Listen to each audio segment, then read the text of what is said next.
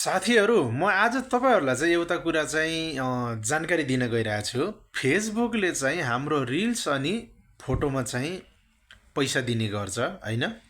त्यो भएको कारणले पहिला चाहिँ फोटोमा निकै राम्रो इन्कम थियो, भिडियोमा भन्दा पनि फोटोमा राम्रो चाहिँ इन्कम हुने गरेको थियो। तर पछाडि गएर हाम्रो नेपाललाई चाहिँ लिमिटेड अर्निङ गरिदियो। त्यो कारणले गर्दा अहिले चाहिँ भिडियोमा पनि एकदम कम छ पैसा, फोटोमा नि धेरै कम छ। त्योमध्येबाट चाहिँ हामीले पाउने कस्तो भ्युजबाट हामीले पैसा पाउँछौँ र कस्तो फोटोबाट हामीले पैसा पाउँदैनौँ र के कारणले चाहिँ यस्तो भइरहेछ भन्ने कुरा चाहिँ म तपाईँहरूलाई आज डिटेलमा दिन गइरहेको छु है त। त्यो भएर म तपाईँहरूलाई मेरो वालमा लगेर तपाईँलाई देखाउन गइरहेको छु।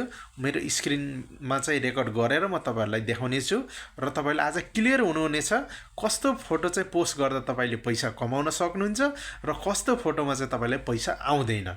यो आज क्लियर गरिदिनेछ है। ल आउनुहोस् मेरो वालमा लाँदैछु तपाईँलाई। ल साथीहरू देख्न सक्नुहुन्छ यसमा कति इन्कम भएको छ त। यसमा 869 भ्युज भएको रहेछ होइन। 1 सेन्ट मात्रै यसमा उ भएको छ है। र अर्को मेरो एउटा फोटो छ, यो फोटो हेर्नुहोस् है। यो फोटो चाहिँ मैले केही दिन पहिला मैले राखेको थिएँ, जनवरी 13 मा राखेको रहेछु होइन। यसमा चाहिँ 55 त लाइक, 37 त कमेन्ट अनि एउटा सेयर भएको छ यो फोटोमा। तपाईँलाई म सी इनसाइड भित्र गएर म देखाउँछु यसको चाहिँ विवरण के कति छ भन्ने गरे त। ल जाउँ है त भित्र। यो बाहिर चाहिँ हेर्नुहोस् 2824 चाहिँ यसको भ्युज देखाएको छ, तर यसको क्वालिफाइड भ्युज चाहिँ अर्कै हुन्छ है साथी। यो भित्र गएपछि तपाईँलाई म देखाउने छु। 2824 भ्युजमा मलाई 10 सेन्ट चाहिँ मलाई फेसबुकले पैसा दिएको रहेछ है। र तपाईँलाई म भित्र देखाउने छु यसको विवरण। तल देखेपछि कन्टेन्ट मोनेटाइजेसनमा जाउँ।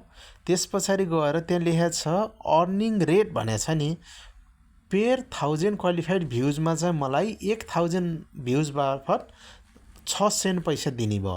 यसमा मेरो 1737 मात्रै मेरो क्वालिफाइड भ्युज भएको कारणले मलाई यो एउटा फोटो बराबर 10 सेन्ट पैसा दिएको छ। हेर्नुहोस् है, तपाईँले देख्न सक्नुहुनेछ।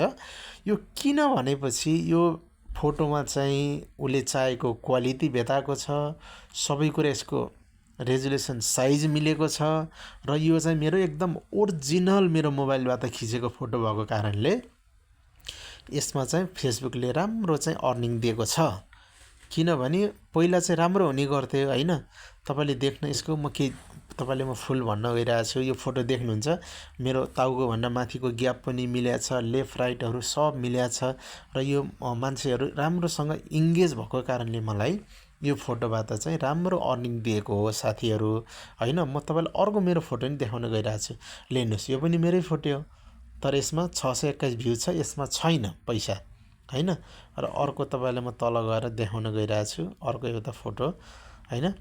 त्यो फोटोमा पनि तपाईँले कति दिएर रहेछ त अर्निङ होइन फेसबुकले। हेर्नुहोस्, यो एउटा मेरो आफ्नै फोटो यो पनि होइन। यसमा चाहिँ 512 भ्युज भएको छ, यसमा छैन, 0 पैसा होइन। र अलिक तल गएपछि म अरू एउटा त मेरो अरू फोटोहरू पनि म देखाउन गइरहेको छु तपाईँलाई। अब यो फोटो चाहिँ मेरो छोरीको बर्थडे थियो होइन। त बर्थडेमा मैले हालेको 1000 भ्युज भएको छ। 1000 भ्युजमा 1 सेन्ट पैसा दिएको छ मलाई फेसबुकले है।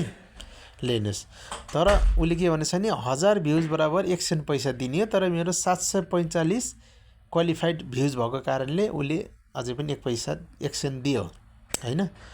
र अरू पनि यहाँ धेरै छन् फोटोहरू होइन। यो किनभने पैसा आउनको लागि चाहिँ फेसबुकले खोज्ने भनेकै ओरिजिनल मात्रै हो साथीहरू।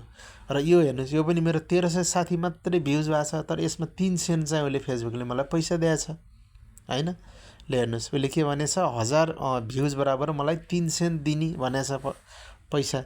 947 भ्युज भएको रहेछ, तर उसले 3 सेन्ट मलाई पैसा दिइसक्यो फेसबुकले है। त्यो भएको कारणले जस्तो पाए त्यस्तो फोटो उठाएर फेसबुकमा राखेर पनि इन्कम छैन, जस्तो पाए त्यस्तो भिडियो राखे पनि छैन। फेसबुकले खोज्छ के त ओरिजिनल मात्रै। त्यही भएर साथीहरू जति सक्दो ओरिजिनलमा काम गर्नुहोस् होइन। तपाईँको भोइस ओरिजिनल हो, सबै कुरा ओरिजिनल हो। फेसबुकलाई त मतलब छैन तपाईँ कालो गोरो होइन, तपाईँ कस्तो हुनुहुन्छ उसलाई मतलबै छैन। उसलाई चाहिएको के त ओरिजिनल है साथीहरू। यो कुरो